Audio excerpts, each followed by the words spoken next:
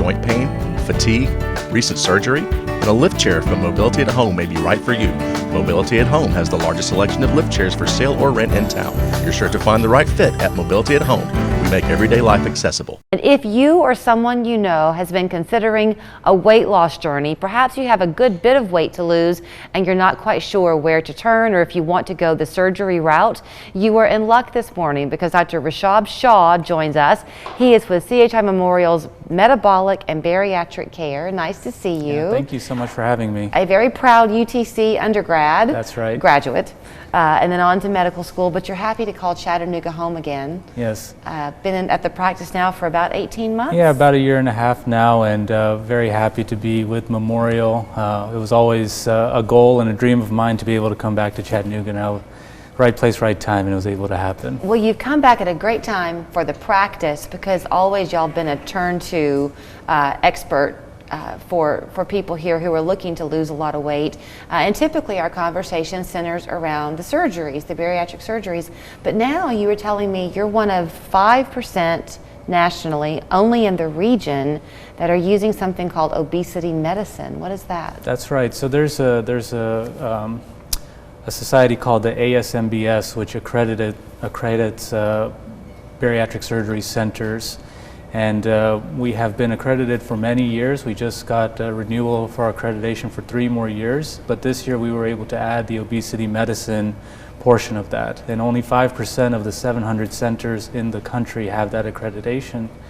And again, we're the only one in the region offering that. And basically now we can offer patients both surgery if they've decided that's the route they want to go down. And again, surgery is the most effective way to lose a great amount of weight for people with obesity. But people who are not ready to consider surgery, they have now the option of getting into our intensive obesity medicine program, a 6-month program where you'll meet with our nurse practitioner who prescribes medications for weight loss, our licensed clinical social worker to help with the psychological aspects of food addiction, our registered dietitian who helps you make good food choices. And again, it's a 6-month program. We'll be with you throughout every month, multiple visits. And we've had some good success so far with that. As we kind of weave through our conversation, I'll dovetail a minute because our understanding from a medical standpoint, a human standpoint, and now an insurance standpoint about what it is to struggle with obesity and weight loss has really shifted over the years. So something else great that's happened, I guess, is that in the state of Georgia, state employees are now covered by their plans for these treatments. Absolutely. Starting January 1st, we were very happy to see that this was happening. All Georgia State employees, school teachers, retirees who are still covered under the state of Georgia, they all have bariatric coverage now. So whereas before they might not have had much help, they can come visit us and get an opinion. And then the list continues. You wanted to let people just kind of see, to not think that this is not something you're eligible for, just a list of employers around here that also provide it. So let's get a little bit into the emotions maybe and the reasons for a person struggling. You mentioned food addiction. It's not always, though, an individual patient's choice. Sometimes it's a metabolic makeup, isn't it? Sure, there are definitely genetic components to how we approach food. However, one thing we do see is that there is a strong mental aspect to how we approach food. And I've seen a lot, I do general surgery as well, and both in my general surgery and bariatric surgery practices, I've met a lot of patients in the last year who said, COVID just did me in, loneliness, not being able to get out. People have gained weight that they never thought that they would. And, a source of comfort that they turn to is food. Unfortunately, a lot of the food choices out there, the stuff that tastes good is actually the stuff that's the worst for you and can be the most addictive. So I'm curious, again, I'm going to go back to the obesity medicine. If someone chooses that, you mentioned that the surgery is the most effective and I guess expedient, but I guess 2 questions. What kind of a weight loss goal does a person need to have before they come to you? Well, it depends on where you're starting. Our goal always, as surgeons, as clinicians, is to make our patients healthier.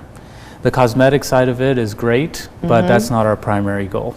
That might be why patients come, because they are unhappy with what they see in the mirror in the morning. But for us, it's how much diabetes is associated with obesity, how much high blood pressure, sleep apnea, fertility issues for younger women, a whole host of things. Like, you could mention any organ head to toe and I could tell you something that's caused by obesity. So if you had 50 pounds to lose, is that enough?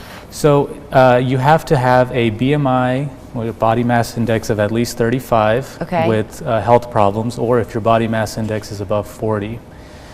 So it depends on your size also. If you're 5 foot and you're 50 to 60 pounds over, you might qualify. If you're 6 foot, you probably have to be closer to that 100-pound. Do you find that we only have about a minute left, do you find that when people come to you, maybe their initial thought is the cosmetic, but quickly they realize what they're going to truly gain once their journey is complete? Yes, and that's, kind of what we go into with them is, oh, do your knees hurt you? Are you able to have the energy to spend time with your kids? Do you feel tired all the time? Do you have medications that you didn't think you would be on? Do you see your parents going through things that you don't want to go through? Right. And that's when they kind of open their eyes to it. I only have about 30 seconds, and so as I show you their contact information, 2 things to stress. One, y'all have long prided yourselves on the educational component, so you do these seminars. Yes. You're doing them in person or virtually now? Yes, we started virtual offerings during the pandemic. We are starting to do in-person seminars as well, where you get to meet your surgeon, hear what they have to say about the surgeries, and talk to them. And that they're totally free to you. And then beginning in April, you're going to have support groups meeting in the evenings as well, correct? Yes. We've been, support groups is part of what we do. They're going to be in person again. They have been virtual. So here again is the phone number. You saw it. You can write it down once again, 899-1000. If you go online to ChattanoogaBariatrics.com, you can learn more there as well. Dr. Shaw, thank you so much. Thank you so much for having me. Missing teeth? Tired of dentures? We can help. Call